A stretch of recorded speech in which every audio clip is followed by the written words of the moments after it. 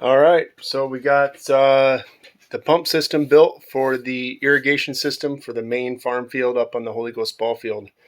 Um, we bought the irrigation, the drip irrigation system, all the parts and components last year, including the supply line and all the drip tape, the different spaced drip tape, 4 inches to 6, 8, 12, et cetera, et cetera. This year, this spring, we intended to put it in, but and we just got it all in up there. Also on Heidi's garden, one of our satellite garden plots. We did our garden next to our house last fall, and so we're using that now. We got that all hooked back up, and so the only thing that was left on the big irrigation system for the farm field was how to get the water from our rainwater catchment cisterns to the drip line. And that's where we got this pump involved. So we have 2 cisterns, actually 3 cisterns that are 1,500 gallons apiece. And those catch rainwater from the nearby houses, and that's how we irrigate. So we're not using city water. So on each of those tanks is a 2-inch ball valve. And so we got to get it from the ball valve to the pump. We have one tank further up on the field, and we need to be able to balance the water level in that tank with a tank that's right next to one of our gardens. Okay, and then we have an overflow tank as well for storage in case we get more rain than the tanks can handle. We have one more to store excess rainwater in, then we can draw from it later on. But in this case, so we have a 2-inch ball valve, much like this here, on each of the tanks.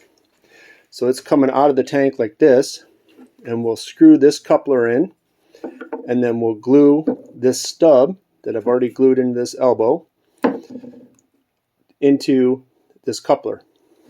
Okay? And then from that coupler, oh, I got to finish this piece yet. From that coupler, we'll actually glue this reducer in, and then we'll put our nipple in here. Now so we'll have a ball valve here we can turn on and off, and then I'll supply water to this elbow and to this nipple.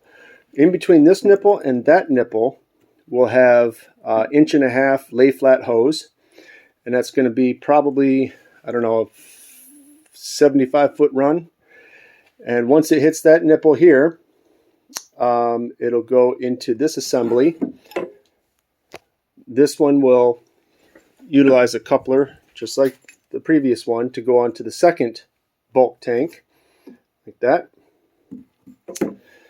And so those tanks will automatically seek the same level if they're plumbed into each other. So we will never have like 900 gallons in this tank and 300 gallons in this tank. We'll actually have the difference between 1,200, so 600 gallons per tank. It'll automatically self-level. Water seeks its own level. So once both tanks are the same level, they'll stop transferring water from one to the other by themselves. Okay, so then we come out with another ball valve here. It's a 2-inch ball valve to another nipple. And then we run a short length of corrugated tube again. I'm sorry, lay flat hose. No, corrugated tube, because I want to be able to bend it around one of the tanks. So we use a short length to connect this nipple to this nipple. That nipple feeds into a 90-degree angle, comes up the outside of this pool filter, and I have a sock that goes on that inner basket. That's, I think, filters down to 40 some microns, I believe. Anyway, it's 150 mesh, I think. No, it's actually should be 140 micron. This cloth will filter down too. But anyway, the water this will catch any debris, any algae, any particles of leaves that have washed down into the cistern. So filter all that stuff out, right? And then it'll go through the screen, through the bag, through the screen, and then get sucked up through the middle of the basket here, up this black corrugated tube, into a check valve. Check valve, once the pump stops the water draining back out of the pump and into the basket of the cistern. Stops the cistern from backing up and leaving the pump cavity dry. Okay, so it's a one-way gate. Water can only go this way. Once the pump stops sucking and pulling water and opening that gate, when it stops, that boom, that gate slams shut. We have a true union here. So if we unscrew this one-handed, that allows us, once we take this apart, that splits right here once you unscrew it far enough, and then we can take the pump off the expansion tank. The expansion tank takes up and holds additional water pressure, so the pump's not slamming water into the supply lines whenever it kicks on and off. It's got an automatic pressure sensor here that will turn on and off when the pressure in the hose drops too far or when it gets too high. It'll automatically shut the pump off and turn it back on, and shut it off and turn it back on. But it comes out of this discharge spout here, comes over. We'll have a pressure regulator. I got to get a little stem to put on here tomorrow, but the pressure regulator will be on there, and that'll show me how many pounds, how many PSI are being put out by this pump. So if I ever have a low pressure situation through my drip lines, I can always come over here and see if my pump is not pushing enough pressure, or if it's something in the lines that's causing the pressure drop, like maybe a clogged filter down here. So after it comes out of the pump, I have another true union I can unscrew here, so that that separates the supply line, the supply from the pump, from the actual irrigation lines in the pressure tank, and then this one separates the pump from the intake line.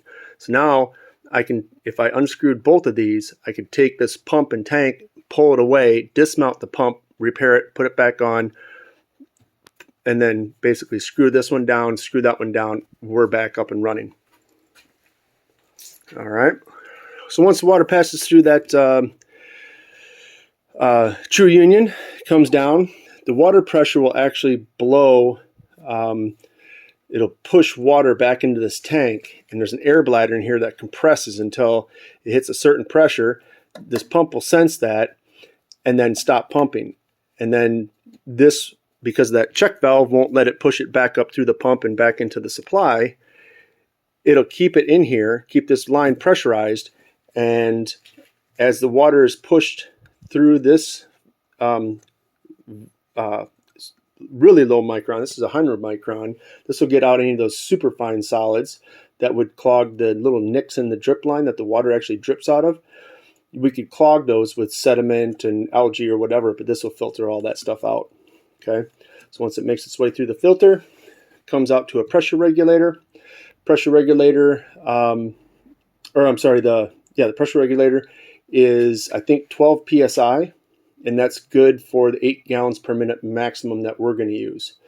It says up to from a half gallon per minute all the way up to 8 gallons per minute. Once it passes through that pressure regulator, then it goes to a nipple, an enlarger, a coupler that I can use to enlarge the pipe to the 1.5-inch nipple again. That'll go to lay flat hose, and then that goes all the way to the garden and supplies all the drip line manifolds and drip tape that we have. So that's what I've worked on the past 2 days. I kind of finished the intake part yesterday, went and got parts this morning, and worked on it till I had to go to work this evening at 3 o'clock. It is now just after midnight, and I'm just finishing up the output side of the pump to the 1.5-inch line that supplies our drip irrigation system. So other than gluing this piece in and put some thread tape on here and tightening that down, thread tape on here and thread tape on here and tightening both these down, this is all done except for taking it up to the field, putting the tank in place and everything, connecting these two pieces with that corrugated black tubing there, and then the 1.5-inch lay flat hose between these, and then putting these, screwing this into the ball valve on the tank, screwing this one into the ball valve on the tank, and then gluing this one in, and then gluing that one in. that's all we have to do up in the field. Everything else has been pre-assembled. So it should be literally an hour job to install this. Maybe a little longer just to test it, pressure test it, make sure everything's cycling the way it should, and we should have a fully functioning pressurized water system that shuts on and off by itself. I don't have to do any kind of diversion of excess flow. And Corinne can just basically flip the switch on, open some valves, let them run and irrigate the rows that she wants irrigated for X amount of time, turn the valves off, open some different ones, and then when she's done with those, close those off, turn the pump off, open one valve, drain the pressure off the system, and walk away. So I think this will save her a ton of time.